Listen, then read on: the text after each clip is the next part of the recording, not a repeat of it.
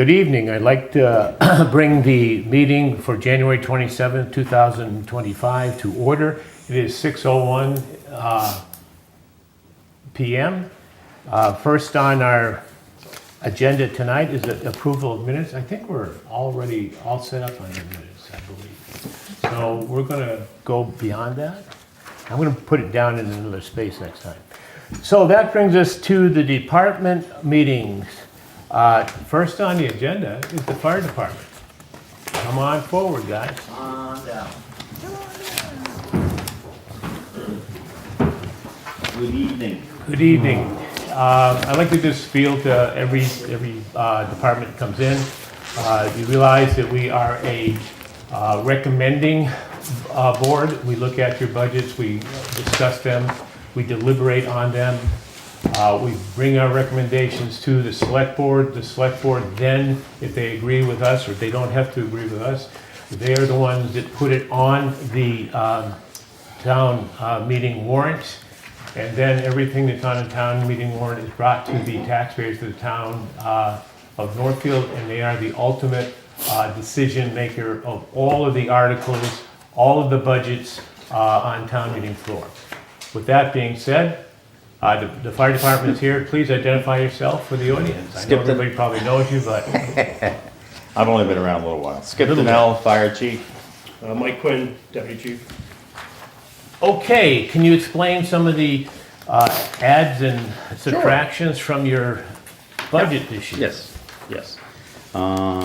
You all have copies, Yes, correct? we do. Okay, all right. Running right down, the two top line items, salaries and wages, that's the COLA, I guess, is being recommended.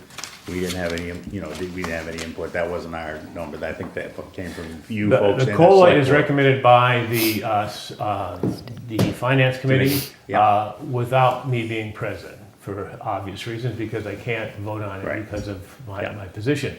So it was agreed upon as, I think it was 3%. 3%. That's Okay. correct. All right. So those are the first two items. The next one is inspections. All the rest of them for 1, 2, 3, 4, 5, 6 are level funded from this past year. We went up $300 for our other supplies, as you note. We expended $1,472. We had appropriated $1,200, so I wanted to bump it up to close to what we expended last year was $1,500. So I increased that by $300.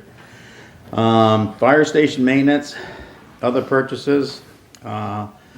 We had allocated $200. We expended $1,095. And that was primarily the sewer charges we're getting now for the building, which is just under $1,000.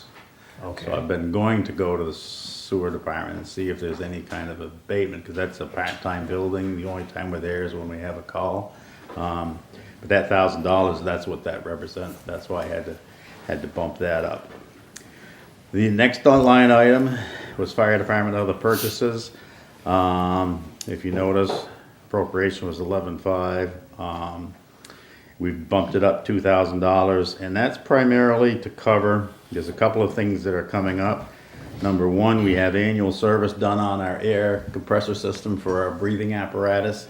We had a local gentleman who's been doing it for years. I've known him for forever. But anyway, he was only charging us a little over $300 a year to get that done. He has since retired. And the next closest person that I have found is actually Fire Tech out of Springfield to come up, and they do filter changes. They do an air test on the breathing air.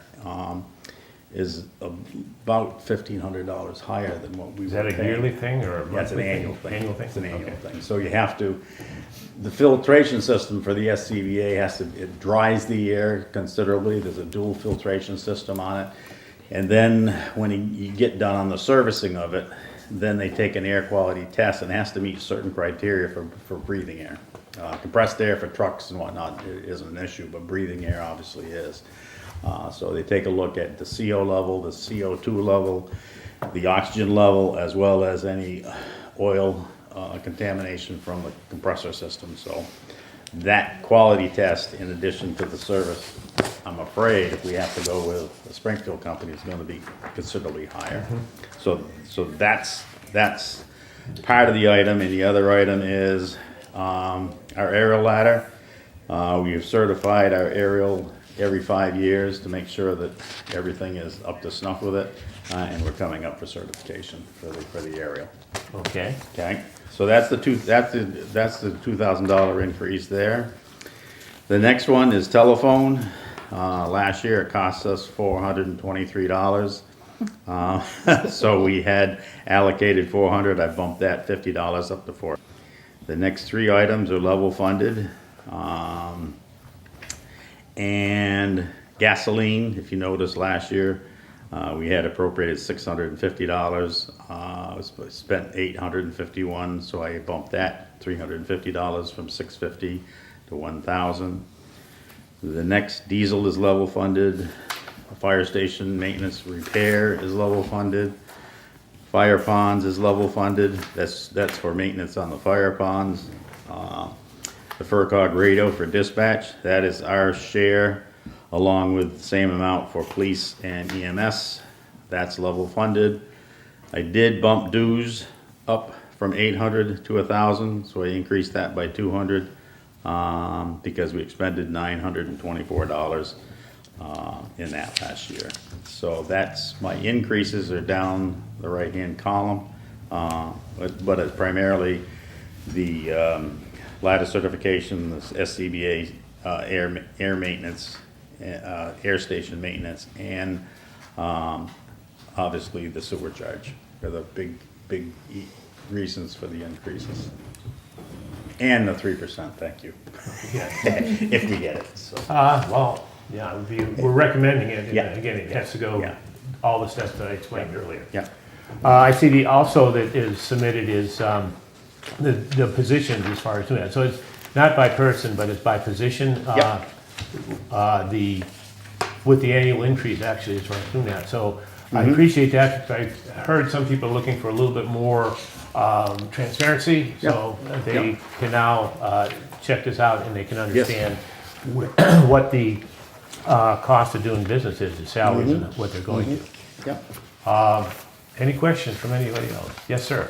I do, Chief Donnell. Yep. Last year, I asked you, and then the Finance Committee agreed with it, that you were supposed to put in a line item for training so that we could make sure that you were, had required certifications, Yeah. had the training expenses clearly shown, and also the salary to pay for the firefighters to go through that training, especially mandatory training. You don't have it again.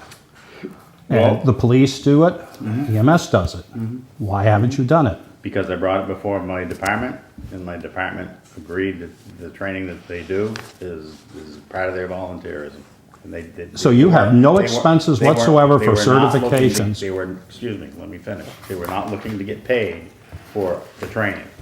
But what about paying for instructors? What about paying for materials? What about sending people to courses? You don't send anybody? Yeah, we do, but most of the courses we send to are either state-sponsored or are sponsored by Southwest Fire Mutual Aid, and there's no cost to us to send them to those courses. But the thing is, the Finance Committee asked you to do this. You're refusing to do this. Well, I brought it before my department and said that they're looking for it, because I also take this budget and go over this budget with my officers and present it to my department. And I went to the department and said, they're looking for us to put in a line item for training. And we discussed it, and they opted that it's part of what they volunteer for. And as long as the training doesn't cost the town anything, it's us donating our time. But how do we know that you're making sure that all the certifications are required by mandatory certifications? How do we know that you're saying you have no training expenses whatsoever? Not expenses, no, because our training is through the Mass State Fire Academy. Most of it is through the Fire Academy, and it's provided for most departments at no charge, especially the call volunteer departments. Is presented to them at no charge. Because I'm hearing other Yeah, parts of your yeah. budget where you, in the future, that may change. That could change, So- that could change. Could we ask to have that, and if it does, if it does change, then we will address it at that time? Yeah. But if you're saying your volunteers are volunteering their time and you're getting their training free, is there any way that you could, if they get certified, some kind of notification that they have gone through the training and that we know about it so that if it ever comes back to haunt us, we have that to back up? Sure. I Yeah, appreciate yeah. that. So that I think would satisfy a lot. And then going forward in the future, if things change and they no longer are donating their time, is what you're saying, then we would have a line item that we would now look at the cost for doing this. Correct. But I think what we're looking for is to make sure that the volunteers are trained and that we're aware of it, so that in the event that something happens and Right. somebody comes to us and says, well, did they get their training? We would like to be able to say, yes, they have, and here is the proof. So I think going forward, we can maybe look at that. And again, it may be an oversight, not doing that, or since you thought it was, they're donating their time and it was free, that it was not necessary. But in the future, it may be necessary, so I It could think. change. Yeah, I that think could we change. need to, Okay. just like you said here, you didn't know, you were having equipment taken care of, and all of a sudden you lost that ability to have it done at a reduced Local. rate. Right. So in the future, this may end up being a cost item, or, your volunteers may say, yes, we're volunteers, but we want to be appreciated too, and we want to have some recognition. So I think we need some paperwork, not necessarily us, but the town needs paperwork, okay? Yeah. And I understand that if it doesn't cost anything, why you might not have put it together. Yeah. But I think in the future, we need to make sure that we're all covered, is what I'm saying. Well, we are covered by all means. We just had a training that the Western Mass Franklin County Fire Chiefs just put forth some funds for training, so that the area departments could get some training. I had my officers go through a training program. It was sponsored by the Mass Fire Academy.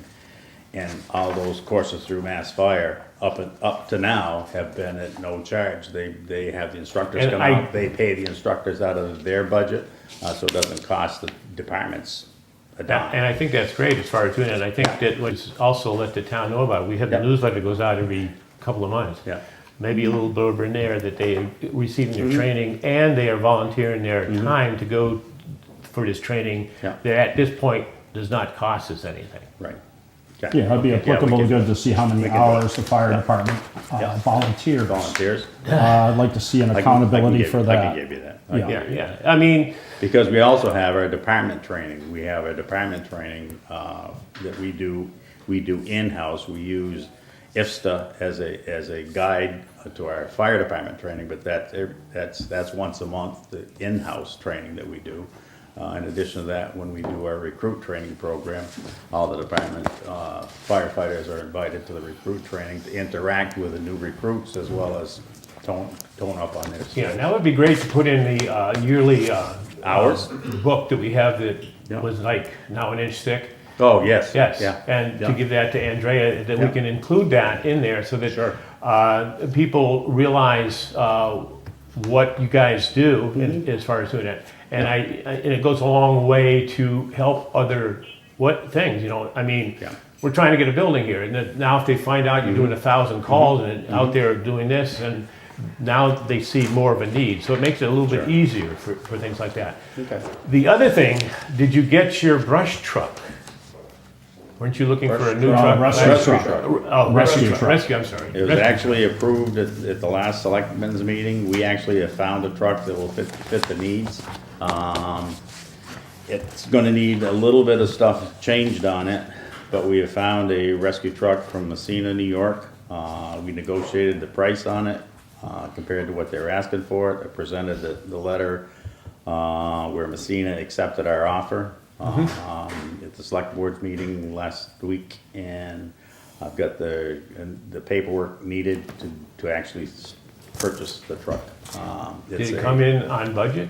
It came in under budget. Under budget, Under okay. budget. The town had appropriated at last month's meeting $225,000.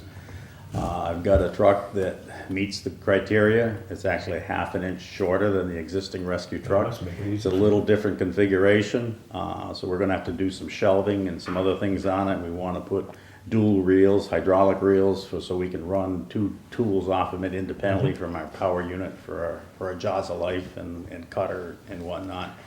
We gotta do a little bit of work on is the electrical system. It has an onboard 10 kW generator for power and for lighting.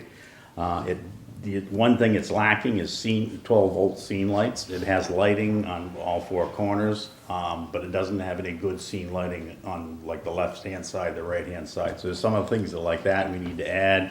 We obviously need to paint letter. We need to, radio installation, so there's other things. So out of the $225,000 appropriation, we negotiated the price. It's a 2010. It's 15 years old, okay? The last truck we got was 20 years old, and we kept it for 20 years. It's a 2010, and it is, the original miles on it's a diesel automatic, has on-spot chains, onboard generator, more compartment space than what we currently have now. And we got it for $160,000. 10,000 miles on the truck. 10,000 original miles on the truck. The truck only rolled once last year in Messina. Oh. And it became available because the Messina rescue unit used to do all the auto extrication, high angle rescue, water rescue, etc. They have been overwhelmed. They're now running 4 transport ambulances, so they're doing ambulance work all the time. So about 5 years ago, the Messina Fire Department, who was all call volunteer, went to having daytime help during the weekday because there were very few members that could leave work and whatnot, so they were kind of short-handed. So the fire department actually is now staffed full-time during the weekday. Weeknights and weekends is still, they're protected by the call volunteer membership. So the fire department actually morphed into doing 90% or 95% of the rescue. They did acquire a new rescue truck.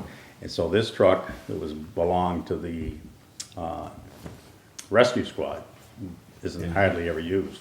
So the village of Messina, and they're looking to buy a new ambulance, the village of Messina said, if that's not really being utilized, why don't we get rid of it? Okay, So we found out about it. good to know. We went out and took a look at it, and it fits the bill without any problem at all. It fits the station as well, which is another big thing. And it'll last this town for 20+ years. Excellent. Do you have any capital equipment that we are going to be looking at? We had the 5-year plan. Do you have anything that we're Other going to than- have to Other than the look engine, at? other than the engine we're looking at, I think it's in 2027 on the 5-year plan. I think it's 2027? It's a couple of years. 2027 or It's only a couple years 2028. away. Okay. Yeah, All yeah. right. I had one question. Sure. Yes. On the SCB, Yay. Yeah. how often do you have to replace those? The air packs? Yeah, The air packs themselves, we just went through a replacement program. Just got all brand new ones. We just got Okay. all brand new ones not too long ago. okay, Yeah. about how long do you? Last year, well, they have a 10-year bumper to Okay. bumper warranty on them. Okay, We'll service them for probably 20 years, the packs Okay. themselves. The air tanks themselves Yeah. are only good for 15 years because they're a Okay. carbon fiber okay, and they have to pass a hydro test, and after 15 years, they Yeah. don't allow them to be tested anymore. So every 15 years, we're rotating. Thanks. okay, Oh, but I thanks. know at other towns Yeah. I work for, Yep. they seem to replace them every 5 to 7 years, and there's usually a line Well, item for we it. don't Yep. use them every day either, Yeah, thank God. So, But they do weren't some of theirs- those purchased through grant money? Didn't we have a grant for Yep, those? that was a grant. Yeah, that was a grant that we got for that. And the tanks we have staged, as far as a purchase price, so we don't have to replace all the tanks Right. in a given We year. own 42 tanks. yeah. Yeah. Yeah, I mean, the towns I've worked for, Yeah, they'll yeah. replace some, Town, and then in a We few got years later. 30 still? 5 years ago on an appropriation. Okay, So we just did a few more now, so they won't all come due at once, so it's not one big burn all at once. Yeah. Perfect. Speaking of grants, we just got in, Assistance to Firefighter grant for, and I mentioned this at the Selectmen Board's meeting. It was a grant, Northfield could get up to the amount of $12,500. And we actually put in for grant, and the three things we put in for were all priority one needs. The first one was when you have an electric vehicle and you plug the electrical vehicle in, okay, it disconnects the battery from the rest of the car system and allows the charging to only go into the battery. They have found that there is what they call a rescue plug. So if we have a car that has either a car accident or a minor fire, the way it makes it as safe as possible for not only the victim but also first responders is to be able to plug this in, and it disconnects the high voltage system from the rest of the car. So we put in for 2 of those. We also put in for the other thing we have never had, even though we've done a lot of extrication, is we've always done vehicle stabilization. If the car's up on its side, rolled over on its roof, we've always done vehicle stabilization for the victim and rescuers with cribbing. They do make what they call rescue struts or rescue jacks that you can utilize to stabilize the vehicle so it can't move, as well as airbags that can help lift a vehicle. So we put in for both of those, and as it was, we got the full $12,500. We're going to end up taking a little bit of money out of my my equipment budget, because I think it came out to $12,551, whatever. But we got the 12. I just got notified last Saturday. We got the full 12.5 that we could get. that's the fire department equipment there from the state? Yep. So, again, with electric cars, is there any suppression systems that you might need in the future as we're seeing more and more electric cars coming up? The only thing that you can put on lithium-ion batteries are an issue. There's no Yeah. question about it. Oh, yeah. Okay? That's the issue. The bigger they Not are, the car the itself. harder it is to deal with them. Yeah. If we have an electrical vehicle fire, they tell you, the fire service is telling us, as well as the Mass Department of Fire Services and the State Fire Marshal's Office, it takes approximately 20,000 gallons of water to put out an electrical vehicle fire, an all-electric. So you either have to have a good hydrant system, or you have to have a lot of help.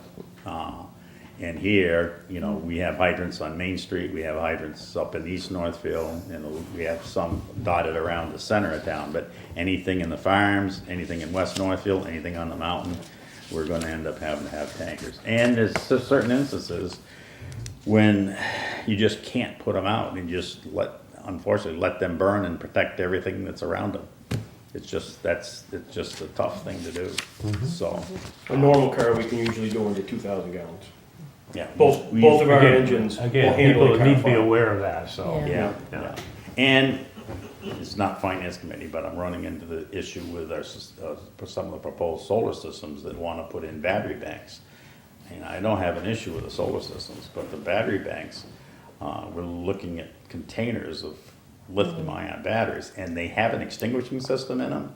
And I've read them in depth, and I've been back and forth with the State Fire Marshal's Office. If the extinguishing agent doesn't put out the fire, now we got to deal with it. And it can be a case of just keeping everybody away and letting it burn. I mean, it's awful to Is that say. a foam or something? Is that similar or no? It's a mixture. It's a chemical mixture along with water, but the cubicles that the batteries are stored in also have ventilation, so they have ventilation and vents and fans that come on, and which are not watertight. So if you flood the box, it's going to continue to spew water out of them. So Flooding a it's an issue. lithium-ion battery technically puts it out, but Yeah. it's hard to get a car completely surrounded by water. In these boxes he's talking about, you can't fill full either, so. So it's an issue. Any questions you'd like to ask of us? The problems of modern technology. Yes. Is there anything you'd like to ask of us? No, other than thank you Okay, for the appreciate job you you guys coming. do. Well, that's all right, I appreciate you coming, and it's Yep. good, One last thing though, you still have your funds there that you were going to use for the rescue truck. Do you still have that? We still have some of those funds. We're trying to hold off on expending any money until we know we may be using some of it towards furnishing a new building or whatever, so, yeah, we still have the gift account, yes, Okay. we do. Okay. Anybody add? No. All set. Hey, thank you very much. All right, Appreciate it. thank you, folks.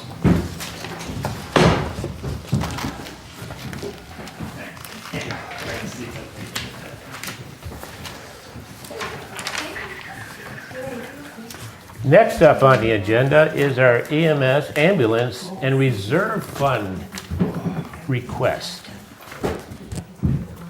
Hi, everybody. Anyone?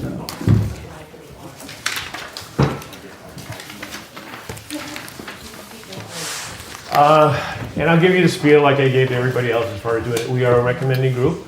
We look at your budget, we take everything into consideration.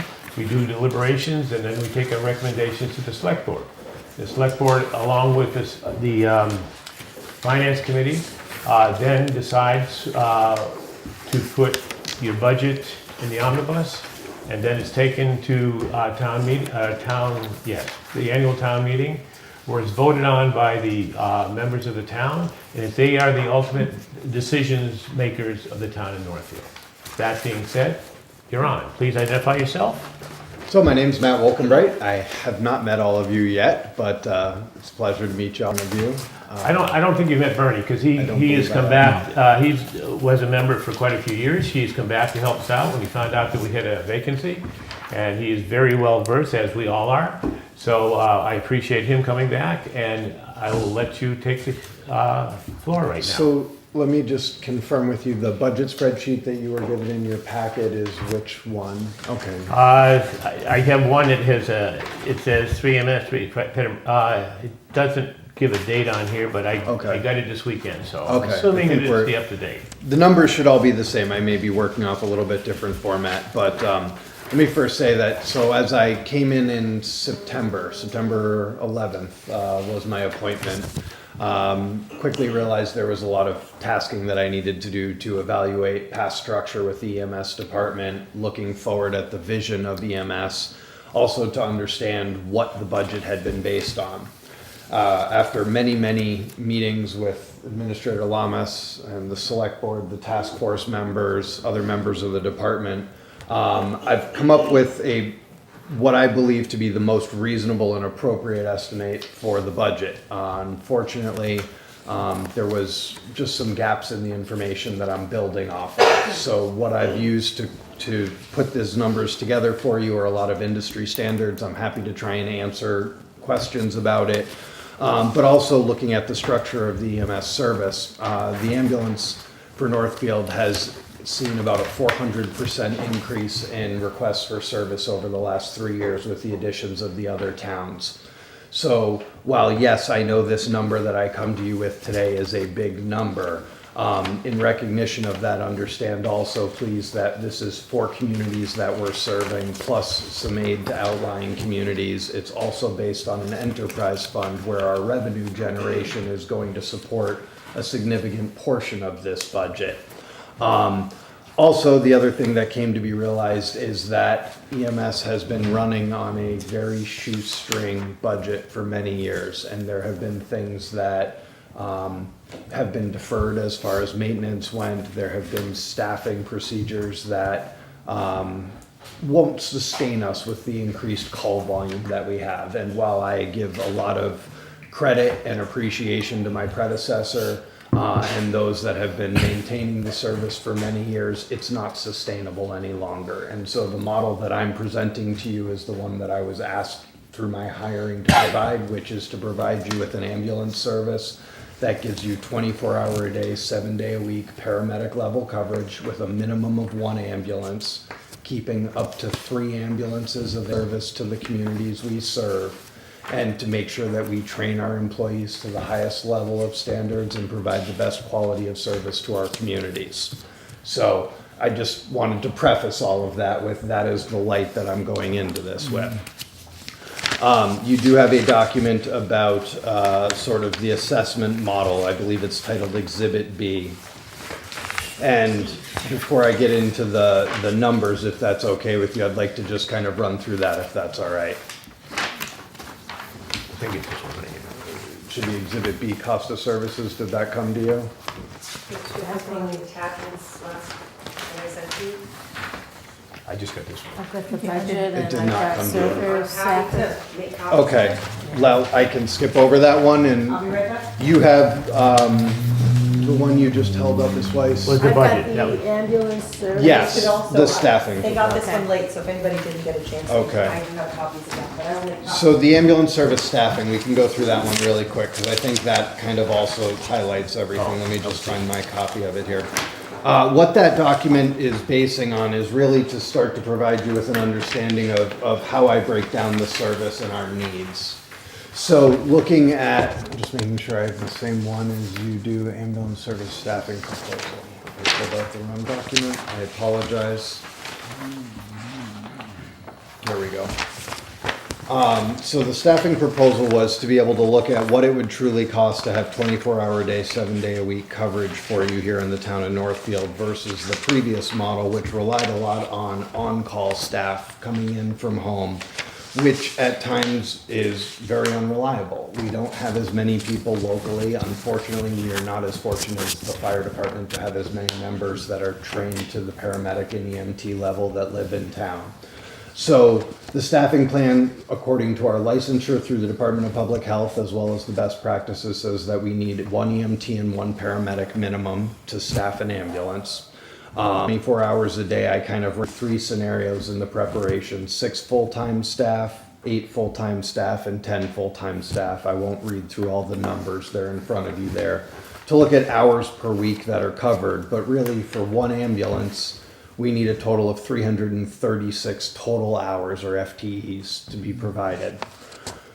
Going down through the chart and time off calculations, looking at what vacations provide time off, estimations on that, then I was able to calculate about how many extra additional hours, person hours we would need throughout the year. And then I did a rough calculation in part 3 on some salaries. One of the things I did was a wage salary comparison, and if I'm speaking too fast, please tell me to slow down. I'm trying to be respectful of your time. Wage salary comparison throughout the region, because we recognized when I started asking some questions about why we paid what we paid and how we paid what we paid, that compensation classification had not been done for the EMT level within the town, and that a figure had just kind of been generated and set as a rate for everyone. And even when we hired the paramedics, the original 1 and then 2 that was added last year, a real true compensation classification study hadn't been performed on that. So the numbers I used for calculations are shown in the chart there as just sort of a mean average of low end what paramedics and EMTs are paid throughout the region currently per hour. 3.1 gives you the full and part-time breakdown on cost per salary to cover the 336 hours per week, which just gives us 1 ambulance. And mind you, we oftentimes are operating 2 or even 3 ambulances simultaneously. Part 4 broke down the cost with benefits, which were all estimates based on what I was able to gain from the very helpful folks here at Town Hall and historical records and our best guesses going forward. And then I got down into part 6, which kind of gave me the staffing model and looked at what was going to be the best balance for cost effectiveness for the community, as well as to give us the best ability to provide consistent staffing and still maintain a little bit of the on-call and per diem sort of engagement that Northfield EMS has been based on. So those who didn't want to work full-time, maybe only 1 shift a week or a couple shifts a month, still has a place here in Northfield. They can still serve the community as they have for so many years. And that's where I landed on this cost efficiency model of looking at 6 full-time employees plus myself, which is kind of a balance that had also been recommended through the task force work with the Collins Center group. So my request at the end of it came down to basically hiring 2 full-time employees, EMTs, which I went to the select board about a month ago for, given our budget in FY '25.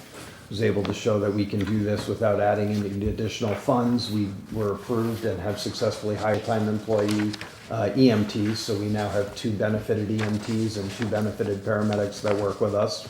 And then I'd like to move into the next budget, which will give us 1 additional full-time paramedic and 1 additional full-time EMT, or a full-time benefited staff of 6 in addition to myself as the 7th member. And then our per diem or non-benefited positions, who are so valuable and work quite a number of hours for us every week. So that was kind of the big calculations in a nutshell from that, but I wanted you to be able to have that. So your budget is based on the 6?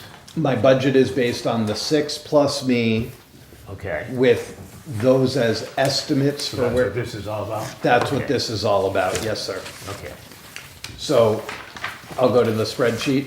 sure. So as we look at the salary line items, my salary is the top line item, which was approved by contract with the select board when I was hired. That had not been in the FY '25 budget either, so this is a new line item to be added in.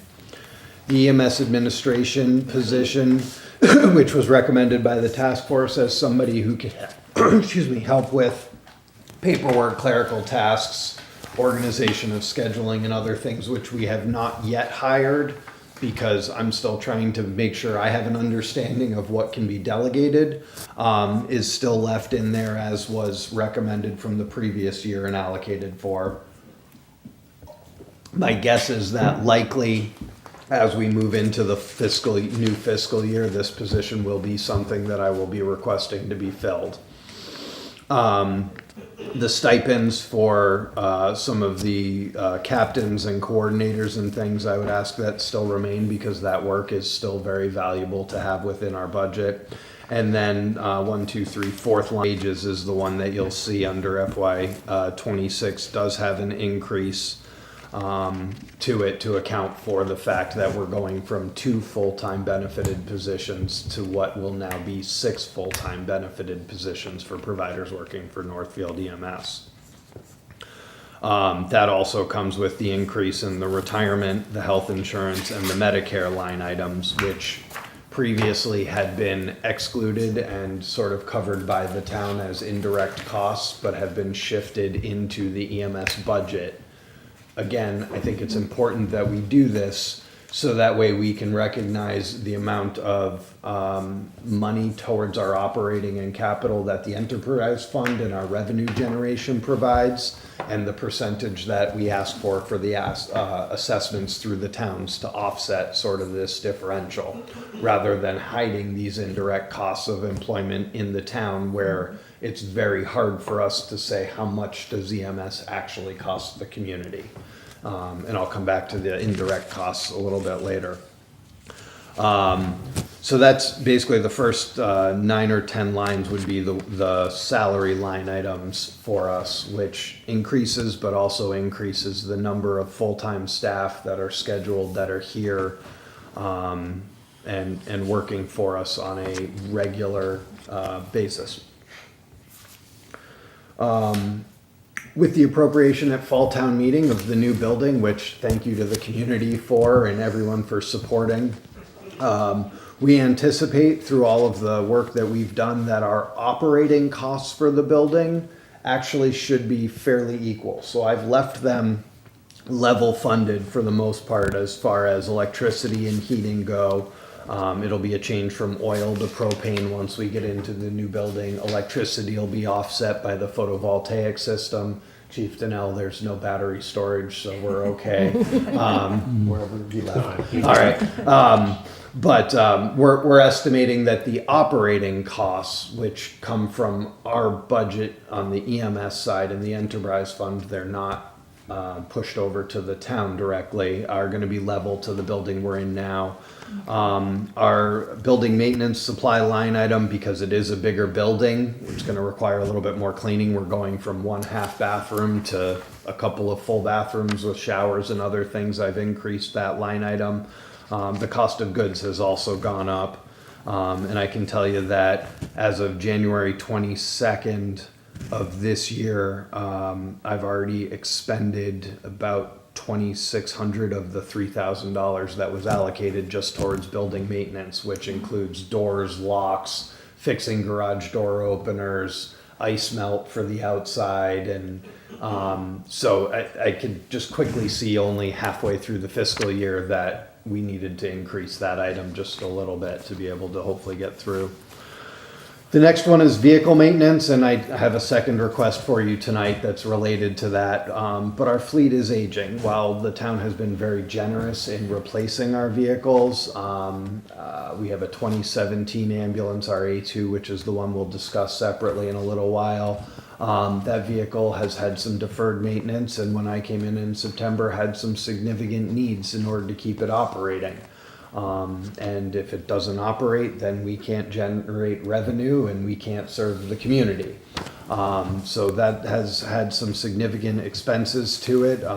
We were budgeted for $6,000 in maintenance, and just by doing tires, basic service on the trucks, and some electrical work that was required just to keep one of the ambulances in service, we've already overspent that vehicle maintenance budget for the year. For our 3 different ambulances that we're keeping on the road. So I'm asking for an increase, and the industry standard is about $5,000 a year for maintenance, excluding significant unforeseen issues. So I think that $15,000 should be enough to keep our fleet going with oil changes, with tires, with brakes, with regular work on maintaining those vehicles. So they'll last us the 10 years, 120, 130,000 miles that they should, versus what we're facing with our A2 right now is a significant expense right now, and it may not last us more than another couple of years, unfortunately, just because it hasn't been maintained as well as it could have been possibly. The building lease turns into a pilot, so we're expecting that line to stay about the same. Assuming our legislature, if anybody's watching, moves it through committee, hopefully. Professional training is a passion of mine, is all, No? oh, you're pointing over because I said training. Got it. Training is a passion and is something that keeps our providers sharp and able to respond at a moment's notice and provide the highest level of quality care to the community, problem solve for the community, also proficient with all of the tools and equipment we use. So this line item is being increased, to make sure that we can take care of our increasing full-time staff. Paramedics require 20 to 30 hours per year minimum of mandated training. EMTs are 10 to 15 hours per year minimum. My standard is higher than that. I want to make sure that we have opportunities for them, not just to train internally, which is something I can provide and support, but also to have opportunity to seek out classes throughout the region, bring instructors in from other places to really benefit them. We have a call volume, but we are not the highest call volume service in the area. So the way we maintain proficiency is through simulation, through exposure to other people, sharing experiences, and then, obviously education and training being brought to our providers so that their minds are always sharp and their skills are always honed. So that's where I'm asking for that increase. Transport-related expenses, medical supplies alone have seen a 7 to 10% increase just over the last year, just in the cost of Band-Aids and other supplies that we're required to have, and everything has an expiration date on it. Unfortunately, we don't use all the supplies. So as much as I love going to the grocery store and thinking I'm going to eat all the food I bring home, with the medical supplies, we just don't do that. And there is a unfortunate amount of waste that we can't do much with. Some of it, as we are able to track it better, we will be able to look at donating to places that can use things, veterinary clinics, other types of services, and we'll be looking towards that. But the expense and cost of doing business, unfortunately, is going up exponentially. And looking back, that line item hadn't been significantly increased in a few years. And there were quite a few supplies when I took over and started looking that were missing, that we just had to purchase to be able to bring us into compliance. So that's been done. is a place where there's a strain on our budget for this fiscal year, and I'm asking for the increase to make sure that we have enough, again, income in relation to the revenue we're generating, hopefully, but that's where that increase comes from. Telephone, postage, radio maintenance should all be about the same. The radio maintenance I did put an increase in because I heard rumor that there was going to be an increase in the assessment. I don't have confirmation on it, but I didn't want to get blindsided where I'm trying to keep a fairly tight budget. Chief Donnell level funded his. Their chance may be that it's level funded again, but when I was generating this a month and a half ago or so, I wasn't sure. So I did add a small increase on information I had. Diesel, our mileage is going up and the cost of fuel is going up. So we are absolutely in need of increasing that line item. Estimates 2 years ago for our mileage with a total of 12,000 miles per year. We're estimating double that just for this current fiscal year that we're in. So mileage alone plus idle time plus cost of fuel creates an increase in the fuel expense. EMS other charges include some of our indirect costs. Medical supplies. Medical supplies, yes. What's the difference between medical supplies and your? Transport-related expenses, thank you. So I put them both together and I'm glad you caught me.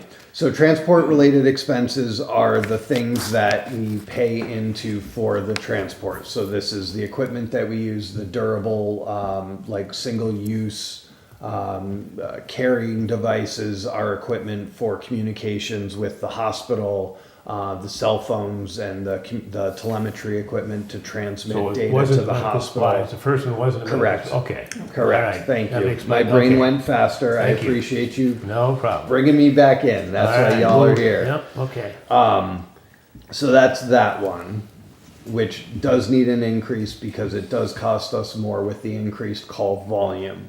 A lot of the calls that we attend to, almost 20% of them are not revenue generating. They're no transport, they're well-being checks, they're other things where we may expend time, we make sources to help someone, but we can't bill for it. The only time we're allowed to bill a customer or a patient is if we transport them to the hospital. So some of those fees get absorbed under transport related. Medical supplies goes to my plea, 3 minutes ago in the recording, when we were talking about the increased costs there. We won't let you start over again. We'll just keep going. You want me to go all the way back to the top? Just All keep right. going. So then we run down to other charges, which I was just saying are some of the indirect costs that we get.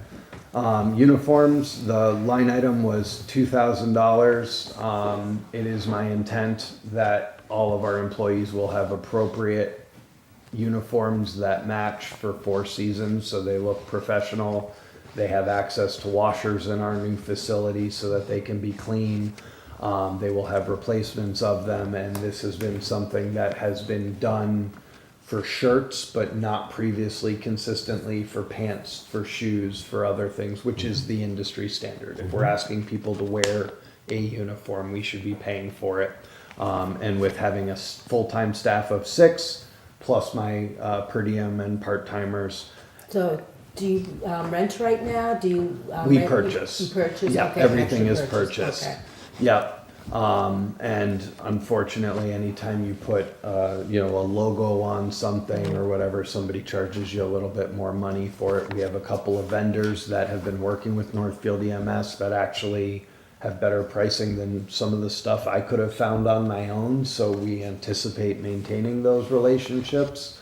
But I mean, just the amount of replacement and sweatshirts and jackets that I've had to provide just since I took over in September to make sure people are okay in this cold weather has been significant. It was a deficit that we've had to fill. And so I want to make sure that as we move through summer and then into next winter, everybody is safe. Everybody has reflective jackets that they can wear. Everybody has appropriate shirts. So they look professional and tidy, and some of our staff that have been doing this for a long time have some uniforms that need to be replaced at this point.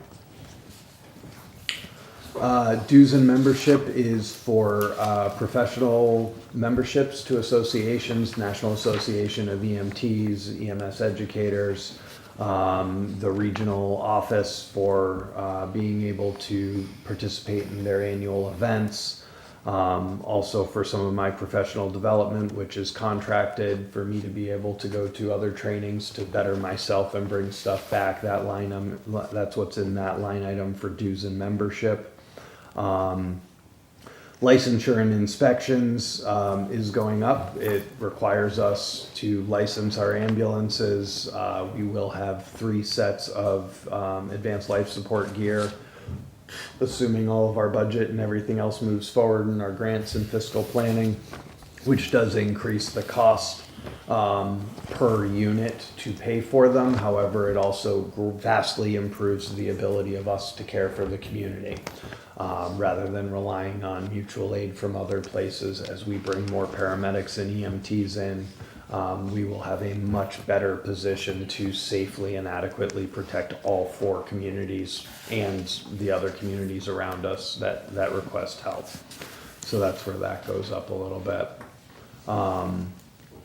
Insurance, we moved that to the other item, is that right, Administrator Lamas, into the indirect? Into the direct. It moved into the indirect, so that's why that one's not on there. And then I have a capital worksheet for y'all for the other part of it. These? Yes. And my capital requests. Okay. Questions so far? Do you want to go through this and then we'll get into the, are you talking reserve fund? Is that what you're talking about? Nope, I'm talking, let's finish budget. This one? Okay. Is that what you're No, I on? don't have a copy of that. It's not colored. It's just, she just handed it out. Oh, okay. Yeah, and then Handed it out. there's also the, Okay. Exhibit B or whatever. Which one, are you on this one? Yeah. Copy, Yeah. gotcha. Okay, so the FY '26 assessment worksheet, which is, I think, it's part of assessment. Of Exhibit B? Exhibit B. yeah. So what I gave you, if you go to the back page, that's the sheet you get.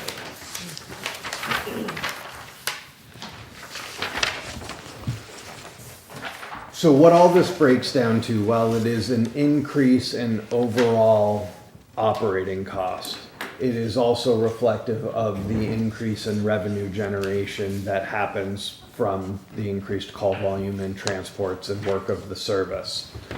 My estimates for what we need to do as well, not just as operating, but also to support a capital improvement plan, which has not previously been in place. And I've worked with the task force to put in place, is a model whereby we will contribute, each town will contribute towards the capital improvement plan every year, rather than what's been asked of the town of Northfield previously of, we need an ambulance, could we have $400,000 or $500,000 in this budget? And we would like to do this in a manner, I have a 10-year plan that's been worked out that's with the task force that I can absolutely bring to you. I apologize, I didn't have it prepared for today. But estimating out based on when things will need to be replaced, when our ambulances need to be replaced, when our cardiac monitors, our defibrillators, our stretchers, all things that are tens of thousands or hundreds of thousands of dollars to replace and are predictable, we can start to plan that out and start to put money aside within this model every year so that we're contributing to it. So when we reach year 3, year 4, year 5, we've already hopefully got that money in place and inflation of prices hasn't exceeded it significantly. We're faced this year with the circumstances that one of our ambulances is at end of life. It really can't provide ALS service. It's our van ambulance. It still runs, but its cost to operate is going up. Our A2 ambulance, the 2017, is the one that I need to talk to you about, the reserve fund transfer for. It's undergone close to $13,000 worth of necessary mechanical and electrical repairs just to keep it on the road, some of which are in progress right now. And then our A3, the newest ambulance, which is just a couple of years old, is already at almost 30,000 miles of operation, which means that what could have previously been a 15-year truck at its current pace, if we don't start to replace our fleet quickly, is going to become something that is just not tenable to continue to maintain and operate.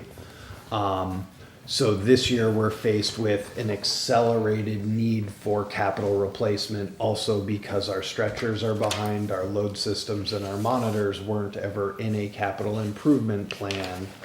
We're faced with year one a little bit more need than hopefully in 3 or 4 years, once we get ourselves into a cycle, we will ever be faced with again.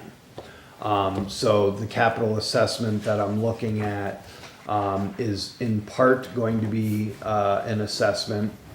Part of it is retained earnings that we have held on to. I'd like to use $165,000 of it towards our capital. I'm suggesting that we have about $145,000 of sort of pay as you go, meaning that we won't be paying for all of this until we receive the equipment, and we're looking at some straight bonds and some other debt service type models.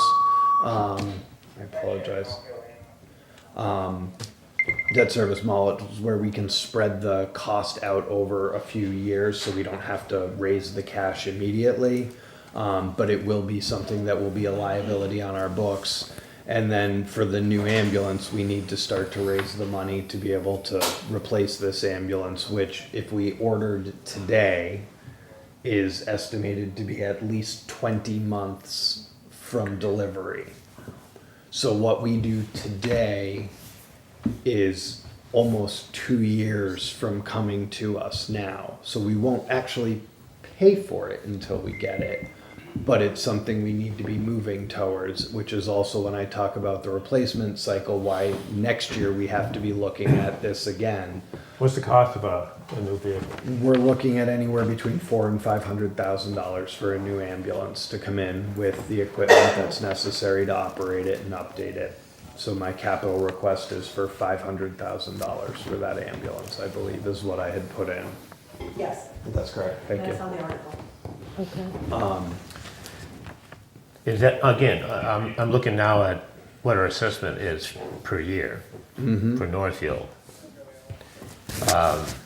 So the $500,000 is a shared cost for the 4 towns based on their assessed percentage? Correct. And that's worked into this so that That's you worked into the $102,000? No. No, that's just your operating budget, right? That's the operating budget. So you'd have to have an extra assessment once the ambulance comes in. No, he's No, asking for it now. Yeah. asking. Told him I would come up. Yeah, Thank you. They yeah, can't, let us. no, I don't wanna stay here. No, you can sit down. But that's what he's doing here when he does the total expense. It has the capital stuff in it, as you can see, and then he talks about the revenue, and then you get to that total assessment. So those capital assessments are actually in everybody's part of the assessment. Correct. Okay, So if you look at the, Right, the worksheet, the bottom line, the top. FY26 total assessment of $283,847 to the 4 towns includes the operating and capital request. correct. And Okay. our share is Correct. $102,778. Correct, Okay. which works out to less than 10 cents a day per person in town. Again, Just putting it out Yeah. there. I'm gonna say it over and over again because it's a big number. well, you're going to have to explain this in town meeting as far as that. I understand what's going on here as far as what you're saying as far as, but it goes from our assessment of $25,000 Yep. to our assessment of 4 times that. Yep. So let's talk just briefly about it, and I don't know if this sheet made it into your packets, but I did put this together, and it's something that we'll be posting. As we start to look at the increase, I know it's significant. I understand that in the past, statements have been made that the ambulance will never cost a town anything. Something for nothing gives us nothing. The ambulance and medical services is an insurance policy we hope we never have to use. But the reality is, if it's not here, we don't know where an ambulance is gonna come from. Financially, to look at this, to not give you my heart plea for the town meeting, let's talk finance side of it. If we had done the assessment model that the task force and the regionalization group and the consultants came up with, which is also used the 50% population and 50% call volume model, which is how we're building this assessment coming forward. Last year on the 2025 budget, Northfield would have been assessed over $61,000 for the ambulance service. The $25,000 that was asked of Northfield and the other towns was a flat rate that was decided on to provide some support while the implementation was going on to provide an ambulance service. The budget that I'm presenting to you is as conservative of a budget as I can make and makes me uncomfortable to ask for this little money. We're gonna do it, we're gonna provide the service, and we're gonna make it happen. But it costs this much, it costs over $1 million to operate a The service. question you're going to be asked Yep, come town meeting is, how come Northfield doesn't get a break because we own the building? so Northfield purchased the building. The building is a Northfield town asset. That was going to happen wherever we went. Northfield owns Town Hall, Northfield owns the fire department, I believe Northfield owns the library. Northfield will be sharing the operating expenses and the expenses to use the facility going forward. But the building is still the town of Northfield's asset. We're a department of the town of Northfield. So the vote that we asked at fall town meeting was for the town of Northfield to purchase this building, just as the fire department and the police department are working with the building services committee to find a appropriate home for them to operate out of. And so the cost of the building was something the town of Northfield has undertaken and is a retained asset. If EMS was to go away or was to move, the town of Northfield still retains that asset. Just as any capital purchases that are made for the department through the intermunicipal agreement that's being signed by all the towns, Northfield retains ownership of all of the assets. So while we're asking the other 3 towns to contribute to this whole thing, it's kind of the flip answer to what you're asking. Any monies that are being contributed by the other towns are for the services and the operation, but ultimately we are a Northfield resource, a Northfield asset, and owned by the town of Northfield. So $15,000 goes back to the town, is that what you're saying too? the pilot, the payment in lieu of taxes that we'll be paying to the town of Bernardston, Okay. I was gonna Oh, that's the, Yeah. oh, they're going to Bernardston, okay. Yeah, it's gonna go to the town of Bernardston. Northfield will own the Yeah. property. We had to go to the legislature. The bill has been filed for the town of Northfield to Okay. buy property in the town of Bernardston, and we will have to pay them an assessment based on taxes. That's mass general law. Yeah, And we don't know what that is yet?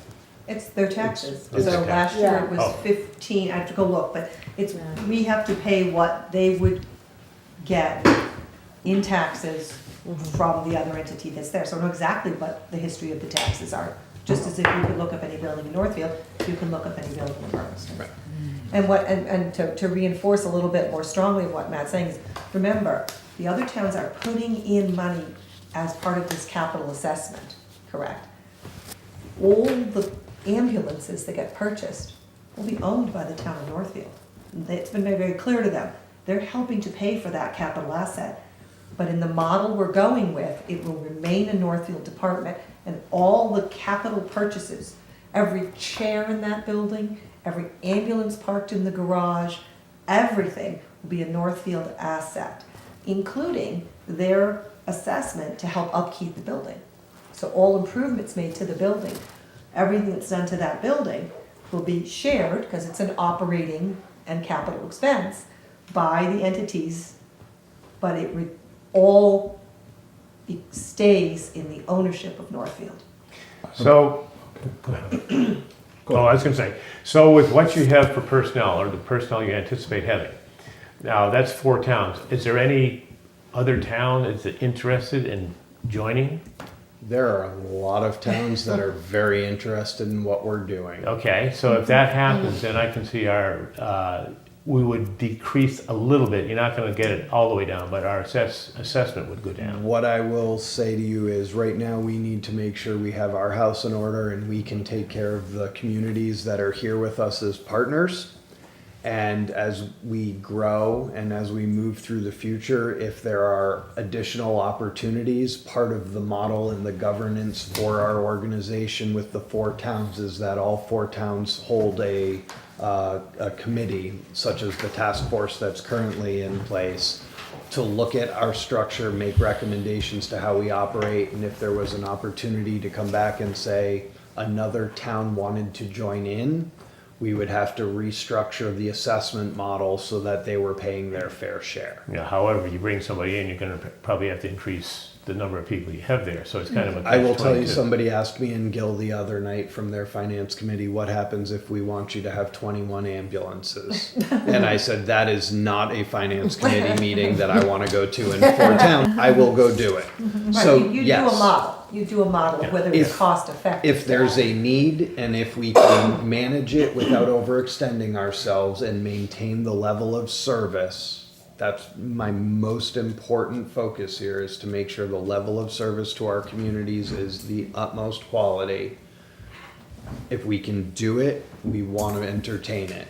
If it can help be financially responsible, absolutely. We've put in for grants already to try and help offset the costs of this capital. We've got more that are coming up in the spring that we're gonna chase. I can't promise that we're gonna be successful in the grant applications. We're gonna continue to try to do that to decrease this responsible burden, if you will, or financial burden. But Would you, can you, or I guess you have to crystal ball probably, but ever not having to rely on the towns? I mean, being self-sufficient?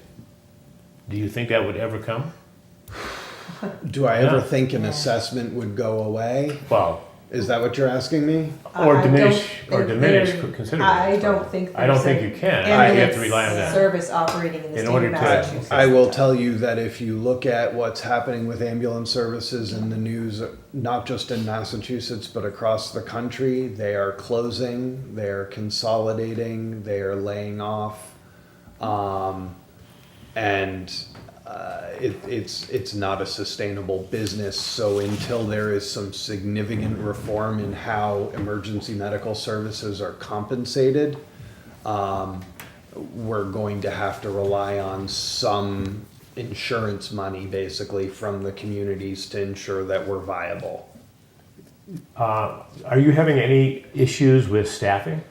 Getting people to, I have paramedics and the, 3 more people that are coming on board. We've hired 2 full-time employees. We've brought on 2 per diem paramedics in the 4 months that I've been here. I have 2 more, I think, in the wings right now. I'm pretty optimistic, and assuming, again, part of my model and where some of this increase in salary comes from is that we have to align ourselves not just with equipment, with purpose to be a employer of choice, if you will, but we have to match a salary. So the select board has approved our retirement group change to group 4, which is now comparable to what the fire departments receive, which is where the majority of public safety EMS workers go. So we can offer them a compensation package that's enticing for them to come to Northfield and work with us. So that's, I don't know if that's the answer, you had but a question, Bernie? Well, I've got several questions. Obviously, the town of Northfield purchased the property over there, and so we're completely responsible for any major capital repair or replacement of the facility itself. Northfield is directly responsible. I'm saying different from operating expenses. So the town of Northfield is fully responsible for anything major to the building. Is that correct? In law, yes, but the idea is it's going in the capital plan, and if anything were to happen, I can't see how Northfield would not turn around and put that into the assessment model. Okay, but if there was something like a major, I'm just saying, say a boiler failure or something like that happens there, you'd have to come to Northfield first, and then we would have to seek compensation it from is the a other town communities to correct. help cover the We also cost. insure it, Yeah, so we do have insurance on it as a town insurance policy. We are fully insured under our, we will be adding it as soon as we own it to our insurance policy. So yes, so for anything that's insurable, we will have insurance. now the other thing is the assessment model, that covers all the indirect costs, workman's compensation, retirement, Well, they're not workers' comp, they're IOD, injured on duty, but yes, that's part of retirement, retirees' health insurance, OPEB benefits. So, right. yeah, see so the other piece, Is that in and Was it there? it's not, We're- and I wanted to bring it up. We're It's right updating the here. one we had last time, so We're yes. updating the last indirect cost model with the new numbers. So all the major expenses at Northfield, because we are the So the provider of the service, basically, 100 and they're going to assist in covering those long-term costs. Yes, we consider Correct. those, Yeah. we can, yes. So there will, once we can establish what the actual indirect cost is that EMS owes to Northfield, that It goes into the budget model. $106,000 goes into the, I just want to make sure, because Overall residents are going to budget ask, model. who's Yeah, you wanna responsible be- for the yeah, you wanna have employees? Are we responsible for the long-term, like I said, retiree health insurance, pensions, all And they're all- workman's comp? They're so all being billed health on our insurance, assessment board. retirement, Medicaid, all of that is already in the salary line items. Okay. That's in the operating budget. Okay. It's right in the top section there already in Yes, the we- I budget just want to make sure, because the spreadsheet. residents Yes. are going to ask OPEB, our that. OPEB assessment is included, on the post-employment, that's retirement. Yep. Retirement is included, yes, those assessments are broken down to be included in the budget that then goes through the formula. Right, And this is an enterprise fund, correct? correct. It is. Okay, because my accountant hat's going nuts here. Yes. It is Because an I'm enterprise looking fund. at At this the- point, we will continue to run it through the enterprise Okay. fund because it makes the most sense. Okay, because I'm like looking at the recap and I'm seeing your expenses and I'm seeing the revenue coming in and it's not adding up. Right, well, it's not going to the way you're looking at it. Yeah, Right. yeah, and like I said, it's my accountant house hat Right. from And enterprise. that is kind of the challenge, and I Yeah. appreciate the analogy or the reality of an Yeah. accountant looking at this is that there is not a one-to-one correlation for fee-for-service with this industry. And it's different, but it's a similar kind of concept to what we do with the fire department and the police department in that we pay for the availability and the resources of our police department and fire department, so they're there for us when we need them. The difference with EMS is we are able to generate some revenue to help offset the cost. So really, when we're talking about an over $1 million budget with somewhere between $700,000 and $800,000 or so of revenue coming back in, it is an upside down math problem, but it's not a $1 million problem Yeah. to try and have an ambulance service in town. Yeah, got about within 50,000 and that doesn't even include capital, it's just to run your current Correct. budget, yeah. But when we're not transporting, Yeah. we still have to make sure that we have people available to respond. And we have to keep the equipment ready to go. And if we don't do that, then the next step is to try and call for an ambulance somewhere else. And I don't know where we're gonna get it from.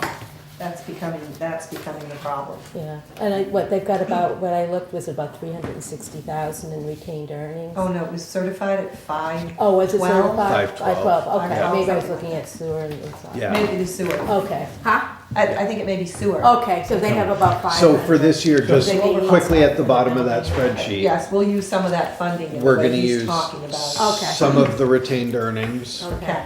We also have some money left over from the implementation grant that was provided to Northfield or to the region for this process. So for this year, we are actually able to offset the assessments to a point. And try even, so I gave you the comparison of 60,000, so we're going up by 40,000 this year if we were to apply the model the last budget year. I don't know what next year will bring. It'll depend on what we have for retained earnings, what we're able to bring in for revenue. But for this year anyways, we're using as much of our resources to try and lessen that gap or reduce that ask from you, from all 4 towns for the assessment. And I do have to say, we are lucky in one respect. I know it seems like a lot of money to say we're lucky, but we are ahead of the curve on this. Other areas of the state are actually a year behind us and are actually going through the regionalization and efficiency grants to do their planning, which is the grant we did last year, the year before. We're in the implementation grant that we got a year ago. So if you look at what's happening in the Berkshires, for example, I don't know how many towns is that done, or 8 or 9, they're actually putting together a regionalization plan. And they're using the exact same consultants we did. So they're all a year or 2 behind. And I think Adams just actually had the ambulance closed.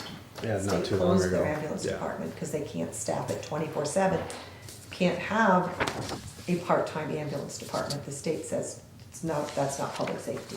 Yeah. So we are lucky, if you can call it that we are actually a year ahead in this, and that we actually have partners already at the table with us who are willing to come along. Does that mean there may be future growth and other interest? I think the idea is to get the legs under the table before we even look at that. Now, the other question I have is, obviously you've put in for a capital request for fiscal year '26 for an ambulance. Anyone, so the residents are aware, how old is that ambulance? 2 years. The van? That's the one, The newest one. Oh, the old one. The old Oh, the van. old one, that thing was 20.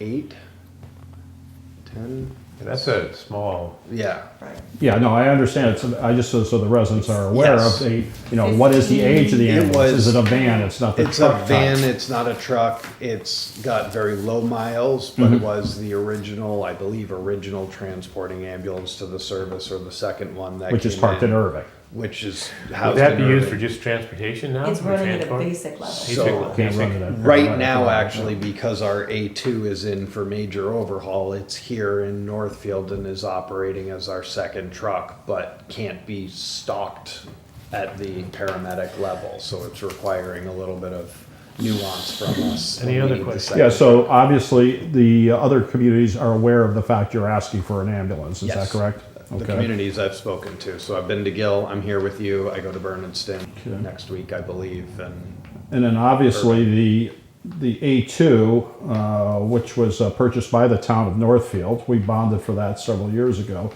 How much life do you think that thing is left before you have to replace that? my hope is with the repairs that we're doing right now, which are significant, they include brakes, which had not been done for quite a while, some oil pans, a valve cover gasket, some steering linkage. We should be in the next 30 to 40, 50,000 miles that we should be able to get out of it. And it'll allow to take a little of the workload off of A3, which is the newest ambulance, for the next year and a half to 2 years while we wait for the new replacement ambulance. So my hope is that A2 will survive the next 2 years. As soon as our next ambulance comes in, will become a mechanical spare and could potentially last us for another couple of years in that capacity until we're able to replace the next ambulance after that. And my final question is that, what is the anticipated move-in date for the new building? As soon as our state legislature approves the purchase, we are working with Valley Concrete to come up with a transition plan. So we need the state to approve the actual purchase before we can sign it, correct? We are working with our lawyer on a purchase and sale agreement with the seller, and we are working on a very flexible move-in kind of schedule, because we can't do anything until the state legislature by law says that we can buy land in another town. So that bill has been filed. We're waiting for assignment to committee. As soon as it's assigned to a committee, we're gonna hit them hard and ask them to get it for a hearing as quickly as possible. And then once it has its hearing, we're hoping that it'll move through the process. We've been tracking all the things that we need to do. We'll know the inflection points and where we will reach out. Our legislators are well aware. They're gonna go to bats for us. As soon as that bill is signed, our purchase and sale agreement, which is actually gonna be signed sooner rather than later, it has the contingency in it that it has to pass. So we'll sign a purchase and sale contract saying, once that bill is passed, we will purchase the building. What we're working on right now is they need to then transition out of the building while we're really ready to transition the next day. Well, that's obviously not gonna work because they're not gonna transition out of the building while they're sitting So- around waiting, so. Do we have a plan B? Yeah, If for that- some reason this doesn't go through? Well, Because you're basing your budget and everything on having that building. well. it'll So be we the will be same coming cost if back we and don't. talking about that if that does not go through, and we'll have to, My plan B is that we're going to have to try and find a way to extend our existing lease and find a way to improve the facility that we're in right now at a temporary level until such time as we go back to the Building Services Committee and work with them to try and find a plan C, D, E. I'm not quite sure where we're at this point. just, that is the worst case scenario. It Hope it is. doesn't happen as far as doing that. I think we understand the budget as it's being presented. And since you were talking about A2, I think it's an appropriate time to bring up A2 and the repairs that need to be done, and also your requests for reserve fund funds. Yeah, so, it is not the most convenient or comfortable place to be sitting with you, meeting you for the first time and presenting you with this budget and having to bring this to you, but, A2, since September, had to undergo, over $3,000 in electrical repairs, just to keep the truck functioning, which was out of warranty. I've battled with the manufacturer and others. That was the best I could do to get a couple $1,000s back on it. That put it back in service. We noticed that there was a significant oil leak, some brake problems, other things that I've already listed off, to the point where the truck had to come out of service for safety reasons. I brought it up to 2 different repair places to have it looked at. The dealership that currently has it to repair it is the one that's been doing work for us previously. Had previously indicated some of these things should be done. They hadn't been done. No harm, no foul, or harm, foul, no fault. But we're in the place right now where I found out last week, and I went to Chairman Campbell, that we're looking at just over $10,000. It's almost $11,000 to repair the oil pans, valve cover gaskets. Oops, I forgot an R in there. I apologize. The drive linkage and braking systems that are all failing. Because without that ambulance, I essentially have 1.5 trucks and potentially can't run 2 advanced life support trucks. I made the decision that I needed to do this, and if I have to get creative with the budget, I would. But I come to you today with this ask that this truck had an extremely accelerated amount of mileage put on it. It was not anticipated previously.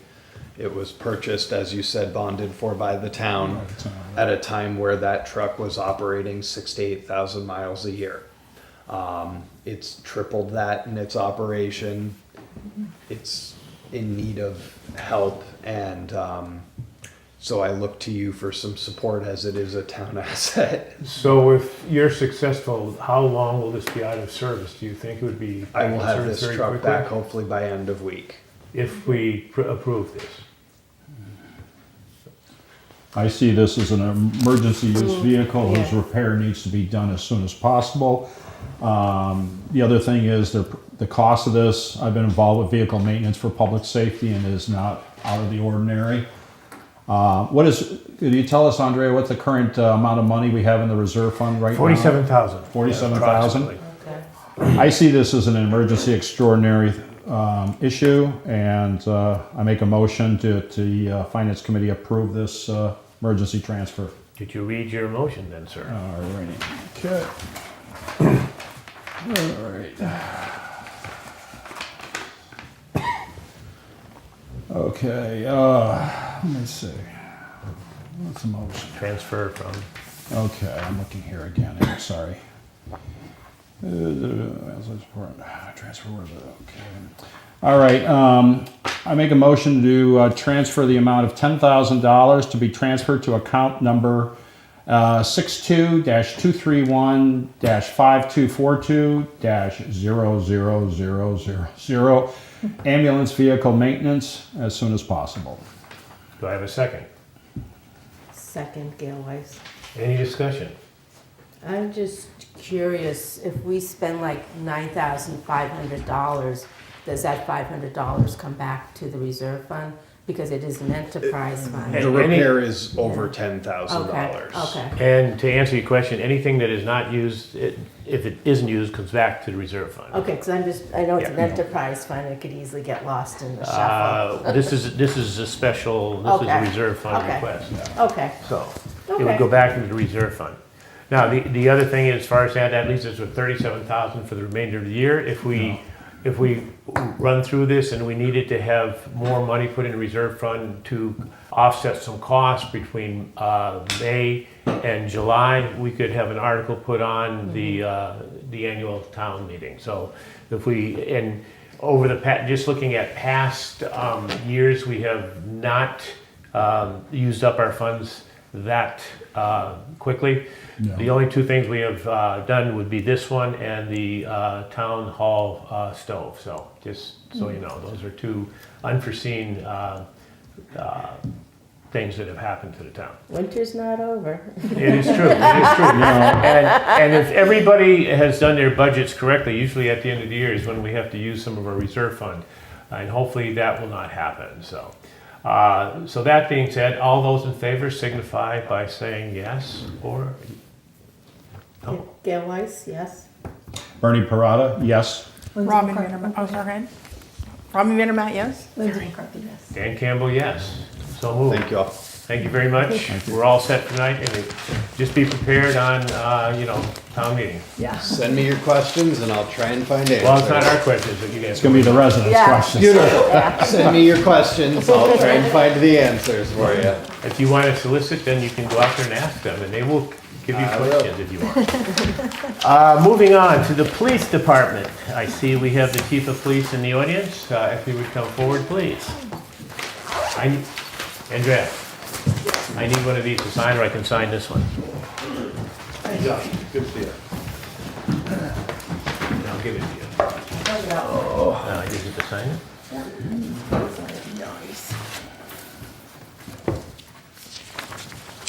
Gilly Dave? Yep. Thank you. And as I say to every budget that comes in, every department that comes in, we are a recommending group. We take your budget, we look it over, we make recommendations, we deliberate. We then would take our deliberations and our recommendations to the select board. The select board gets together with us, we look over all the proposals, and they decide whether to take it and put it on the town meeting warrant. At that particular time, it's up to the taxpayers of the town of Northfield to make a decision whether to fund or not. We do not make decisions, the taxpayers of the town of Northfield make decisions. That being said, you're on, sir. Please identify yourself. I am John Hall, Chief of Police in Northfield. How's everyone? We are great. Good. I wasn't here for fire, but compared to EMS, we're gonna keep this really easy. I'm just sticking with what I went with last year, no changes. You'll see on the sheet, if you have this one in front of you, the only difference is Quinn bill. Our officers went through a contract negotiation, and so we've given up Quinn. And that will now go back into the salaries and wages to be used in other ways. So the police officer looked at me with the Quinn. I am in shock. I don't know how you got that done, but I'm the negotiator, so if you have I questions. didn't even That realize there was I- still a Quinn bill out there. I thought that they would vent their spleen over that. If I probably. shared my true opinion, I think people would question me, the residents. But police, I think education is very important. In fact, most of us nowadays have at least our bachelor's. But there is some level of trying to do a budget and then having people get their graduating quickly so that you can go to your associates and masters, and it's really tough to weigh out your budget. And so we were in where we could just pay our officers what they're worth without having to do what a lot of people do, which is kind of give them a lower pay and then bump up with the quin. To me, that sounds nice that our town gives you incentive for having a higher education. Well, our town still gives you that incentive, but it's because we picked you because we're the employer of choice, and you got the job because we liked your resume and you did have that degree. So that's the way we looked at it. It also makes it easier for the budget. Like I said, there's no guessing to say, oh, I did my budget and I didn't know you were gonna have your master's degree online in like a year or two. And then you went from 5% to 20%. That makes it pretty tough to anticipate the future when you're doing those numbers. So I just want to give a shout out. I mean, I think that the police negotiated in really good faith for the benefit of all the members of the department in doing this. So there was a reclassification we went through with the select board as part of the negotiation. So what Chief Hall is saying is that we moved up the classification to start with a higher caliber of officer. So when he's now a little more competitive, so he can look at officers who already have that training and education, as opposed to bringing people in on a lower level and then having to encourage them. Years ago, obviously the Quinn bill was something that the state subsidized. After it went away, people put the Quinn bill, they call it the Quinn bill, it's really an educational incentive program. Yeah. Quinn bill doesn't exist anymore, into many contracts. I was not pleased with the way that Northfield, and I don't know who did it, and I don't want to disparage anyone, incorporated into the contract. It had essentially no guardrails. So it was pretty easy to fly through the Northfield incentive program with no real guardrails on what a degree meant, where you got it, how you got it. Common So in many towns. it just literally said you get your associate, you get this, you get your bachelor's, you get. It didn't say anything about how, where, and as we all know, there's a lot of ways to get a degree, which we felt uncomfortable. Not that anybody was doing it per se, but we felt uncomfortable. So the option I presented to them was we could go this route. We could talk about bringing everybody up. We could talk about getting it starting at a good salary, so we could go with candidates who we felt already had the good education and experience from the beginning. Or I wanted to add about 3 pages to the contract defining how they were going to get these educational benefits. It had to do with like what the state police have. None of us wanted that. It was so complicated and convoluted. I think a lot of people felt I'm not sure anything would qualify, but it needed guardrails if we were going to keep it in the contract. I felt very strongly about that. And we had a lot of discussions. Everybody was really amicable. And part of the reason you're not seeing a huge change here too is by building into the budget the 4 officers, including moving that SRO to a permanent position, we didn't need quite as many part-time officers. Obviously we left some in the wages in there because there are going to be times when he's going to have part-time officers. well, when I started, we had 14 officers, but How many full-time and how many reserves were at back that time? then, Yes. back then, well, that was the thing, is I had 14 listed. So when I started, there was probably 5 of those that didn't actually work. So I made a new mandate, which is basically if you're gonna work for Northfield, you gotta at least work once a week. So how many we had- full-timers were at that time? We only had myself, Oleg, and Alex. So you had 3. Now, how many full-timers do you have now? We have 4 full-timers and myself, so 5. Gotcha, 5 individuals. And then And we how many have reserves do you have left? 3. 3. Yeah. I know a lot of that too is with the requirements, all the posts and everything else, so. Yeah. So this allows to keep the budget not only flexible, but it compensates everybody fairly. It makes that change, goes to the 5 full-time officers, which then allowed us to reduce to some extent the part-time. Obviously, you leave some part-timers in, there's flexibility. There's going to always be shifts, something could happen. Yeah. We're not going to just zero out all the part-timers. But it was able to drop fairly dramatically because we'd rather focus that energy after we talk on giving it to the officers who are full-time. That's where the emphasis. That's so you look at the puzzle. So I took the same budget essentially, other than we were given money to have a full-time school resource officer, because when I was hired, that's what I was told everyone in this community wanted. That didn't happen, but that being said, already received the money for the thing that was supposed to happen, then it didn't happen. So I didn't give the money back, but the money benefited us because the town, what I've seen is the town really wants to have a police chief and officers that are at different parts of the town, not just on Main Street. And so I essentially got hired as a police chief, but I was a patrol officer. And that's what's really made it tough for this town, in my opinion, before I came to manage things. So how do you do the policies and procedures, get the body cameras, deal with post and all the new things if you're just you have the title of police chief, but you're actually a police officer? How are you supervising everyone when you're the person that's actually doing it? So that's the change that we made. That's the direction we went in. It wasn't our choice. We wanted to have a full-time school resource officer. Hopefully that happens in the future. I'm obviously a little biased and it's my own opinion, but I hope one of these days that the school decides to have that. I know Chad Sumner would really love it. So that being said, the budget's really stayed the same since I've been here, especially when you look at the cost of living increases and just some of the inflation that we've gone through it as a nation. But it's where you're putting that money. So the amount of hours that we're here, I've increased the amount of patrol hours that we have, where you're seeing not just one officer, but you could have two officers. It's just a matter of whether that shift was filled by a full-timer or a part-timer. I prefer to have full-timers. Full-timers are some people that I can keep more accountability and management over them because they are full-time officers. They have all the training, and I get to see what they do every day they come to work. And if there's any issues, I can quickly deal with those. Someone that doesn't work, that works once a month, in my opinion, especially if they're only working once a month or once every 2 months, it's a little bit of liability. Are they going to forget how to do the job when they didn't work in the last month? Did they get the last case law? Things of that nature. So that's the mindset of the change of the PD, which already happened last year. So nothing on here is new. It's all the same as what you saw last year. So. And again, I just really want to thank the officers because I think we really negotiated together really well, and I think they did something that's really to the benefit of the whole department and the town of Northfield in their consideration of this. And I really appreciated that they took that step because it is somewhat unusual. I'd say very unusual.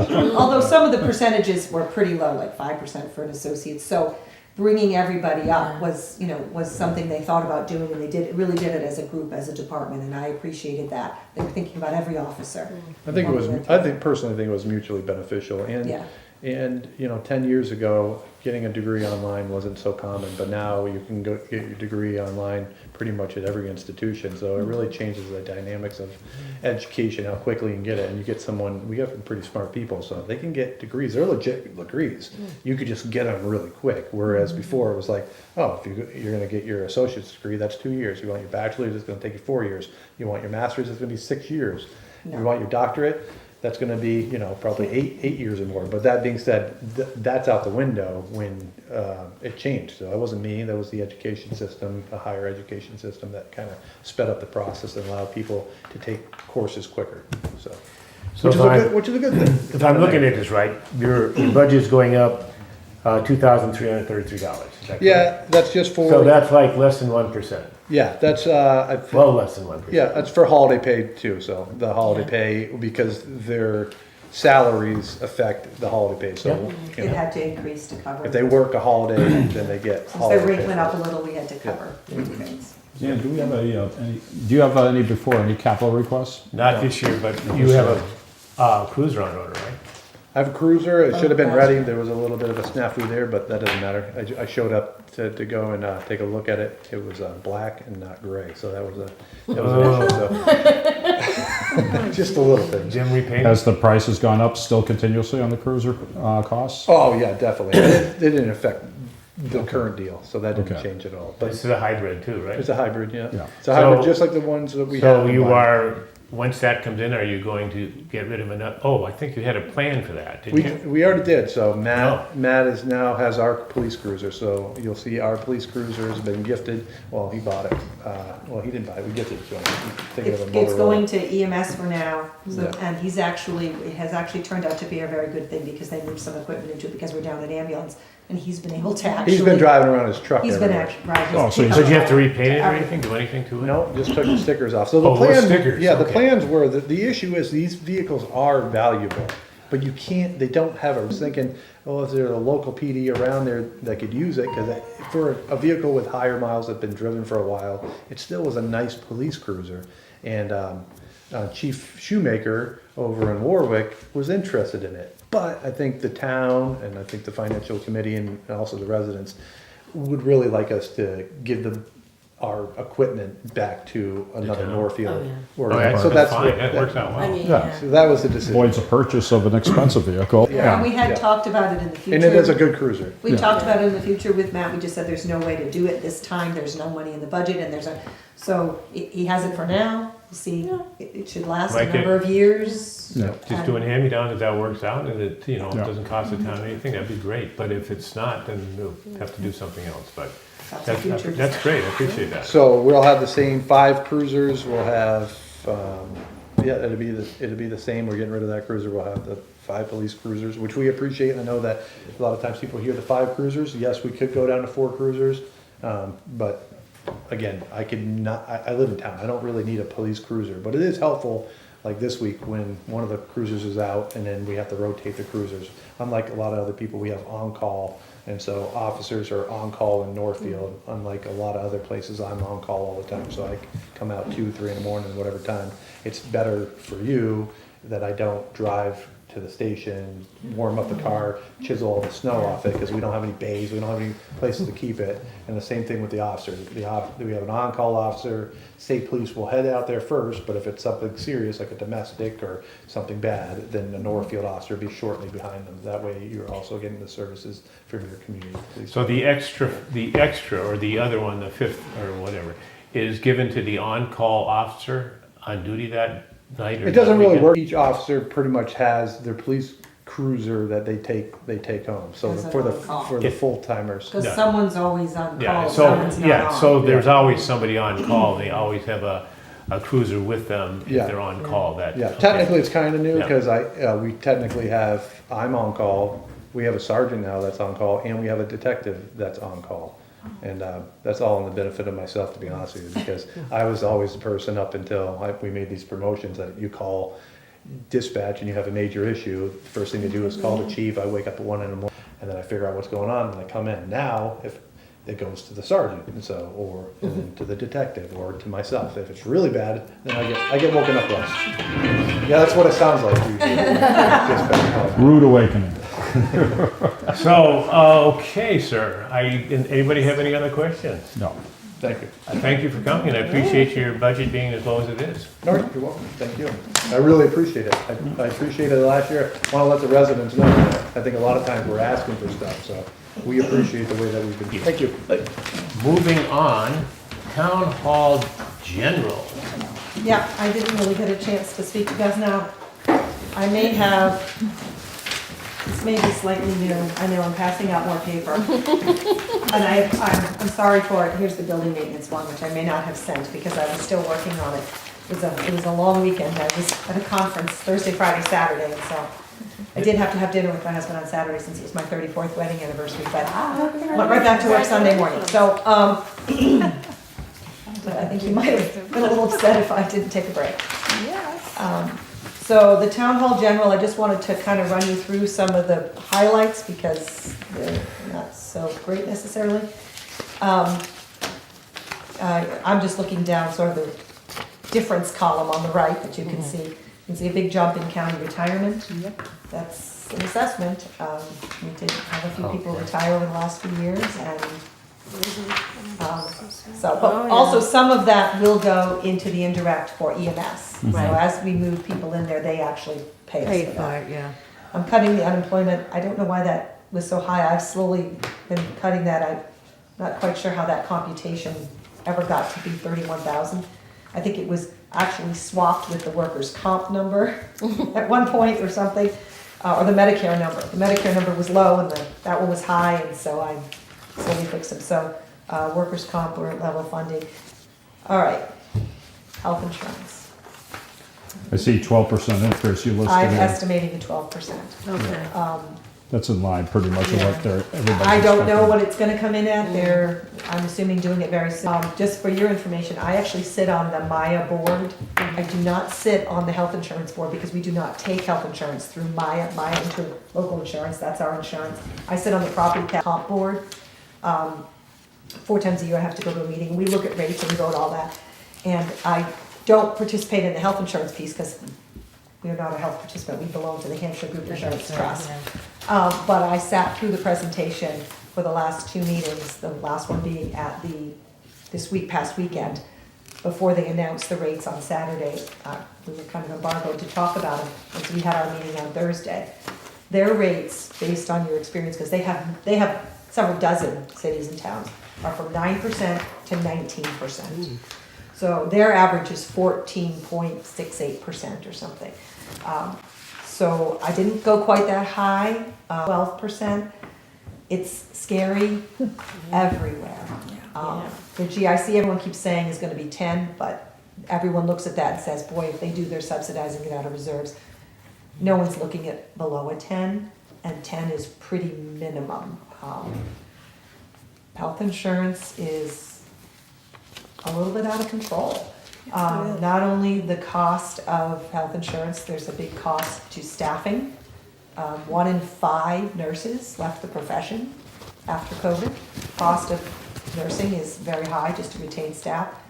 The weight loss drugs, the prescription drug benefits, are very expensive.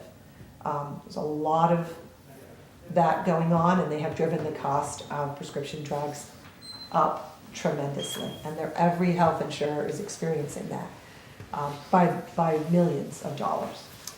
So here we are. So I just wanted you to see that number. I don't have the solid numbers. I don't have the breakdown. I did a full estimated 12 across the board. Could be up or down based on retiree or such, but I thought I would put that in there so you could see it. Quick question, Andrea. Yep. Now, on the health insurance, what is the percentage that active employees pay We are in the town? 75% town, 25%. We do not pay anything for vision to compensate or dental. Now, what do the retirees pay? Retirees are 50%. 50%, Gotcha, okay. but their plan is cheaper. And then obviously if they get over 65, they must go on Medicare. And we Mandatory only pay a Medicare, yeah. portion of the supplement, which is in that $400 or $500. So we'd only pay 50% of that. So we're not paying a full health insurance plan once they qualify for Medicare. Yeah. So that number falls down. That's why you see it's less than the full number. So, right, so that hasn't been, looked at, but again, I know 42 seems like a huge number, but some of the numbers I was seeing were very, very scary, so. You put anything into OPEB? OPEB is an article. We Okay. have a $100,000 article Okay. for you to discuss when we get to the articles again. When Okay. we start to put all this together and we balance Yeah. the budget, Yeah. it is, OPEB has traditionally been an article. Okay. How much of the percentage of we are on the OPEB? We're over 50%. For over 50, what's the goal, is eventually 100%? Or the long term? Right, so then Okay. you start going into your OPEB and paying out of your OPEB. It Yeah. becomes kind of a revolving fund, once you maximize, and then you have it, and you're paying your retirees stuff out of it. Assume the other insurance is liability, or? The other insurance Prop- on liability, the big jump we took, and you'll notice that we had allocated 90,000 and spent 104. So we're going to have to make that up, and the difference is, we had the buildings reevaluated mid-year. They hadn't been done in many, many years. There was no way you could have built this building, or the contents, or the library, or the contents, or any of it, for the amount of money that was on the books for the insured values of these buildings. So we took a big hit there, so I've upped it a little bit. Buildings, correct. Correct. And liability also? Property casualty, liability, they are a workers' comp vendor. Okay. Yes, and that we do pretty well on. We don't have a lot of workers' comp claims, so I keep that number because I never know what's gonna happen from year to year, but we have always managed to be under the amount. Is the workers' comp include the public safety officials, or is that a separate line? EMS, it includes police, Right. but Yeah. EMS and fire are injured on duty. Okay. So that's actually a part of our other insurance. Oh, We okay. pay Chubb for that Okay. as a separate Yeah. insurance policy. because they're under injured on duty and not workers' comp, Okay, which is a whole different program. yeah, I know there's, I just always see that, where's the public safety people? Yeah, they fall under the other insurance. Yeah. But yes. That's fine, I just wanna make sure So, they're so covered. that's, just wanted you to get a sense of that. That's sort of all the other things we put together as the miscellaneous general. The last thing I wanted to bring to your attention was the town buildings line item. I'll skip the big one for the moment. Some increases in electricity and water and sewer are the two big looking to change. We did receive an email from sewer that, that we're going way up. So we're going way up. Of course, the fire chief complained about that, obviously, that amount, and obviously we see 6,000. Is this applicable to the residents? Got a similar increase in their water and sewer bills Well, or service? One of the things that was discovered as they've been doing a lot of research is that each building, each residence is prescribed a number of units because they are on a unit system. For some reason, some number of years ago, 4, 5, 6, Karen, don't quote me, the town of Northfield's town hall's units were downgraded. And we're reversing it. So it isn't just a percentage change, we are actually going up in the number of units. So we will see a jump in our bill based on the Units, is system. that based on offices? Generally, units are based on Space, right? bathrooms, I Yeah. believe, and bedrooms. I don't know, I can't Bedrooms, usually speak to bedrooms. sewer Yeah. as to how they do their unit, but they have a chart that shows if you have this, if you have this, if you're a restaurant, they have units assigned for everything. And there are some special categories, something like a town hall, which doesn't fall under all of those. And the town hall for a number of years ago had been changed downward in the units. And so we're being changed back up in the units. So that's the sewer commission's perk to make sure that we take care of that in our budget. Okay. All right, so the other thing that you will see on here, that's back again, is a town hall building and maintenance position. I think when you were here, Misha from the library made a pretty convincing argument as to what's going on with her building. And we also are keeping track of what's going on with our building. We are now creating sheets with maintenance and deferred maintenance. And what's happening is that we are experiencing problems, and we are also not doing projects because we really don't have to be giving those projects. When I started, there was somebody in this position and did projects, like redid the floor in the assessor's office because it hadn't been done in 30 years. Worked in the senior center when they put the new hood system in, oversaw those contractors or did some of the manual work himself. That was part of the town hall building and maintenance person, that they were responsible for all the ongoing maintenance, which is still getting, like, fire extinguisher checks being done, elevator being done. We have to contact highway, we have to give them the time, they send somebody over. But there's a whole lot of other things that aren't being painted or fixed, or just little things, broken light switches, like we're just sort of doing it ourselves now, if we can. And Misha can give you the list that she has over there at the library. I mean, for example, the tape on the stairs out there, that really should be fixed, the non-skid tape on the town hall stairs, it's all come up. Time to get it fixed. All these projects should be being done. They're safety, they're ongoing, and the position was shifted to highway. Tom took that as, I have the money in my budget for it, and I just send somebody when you call, as opposed to a person who has a dedicated stream or skill set. And so we've kind of ended up, we had mini splits that weren't working when the heating season changed. In fact, then we said, oh, well, that's okay, we'll switch to the furnace.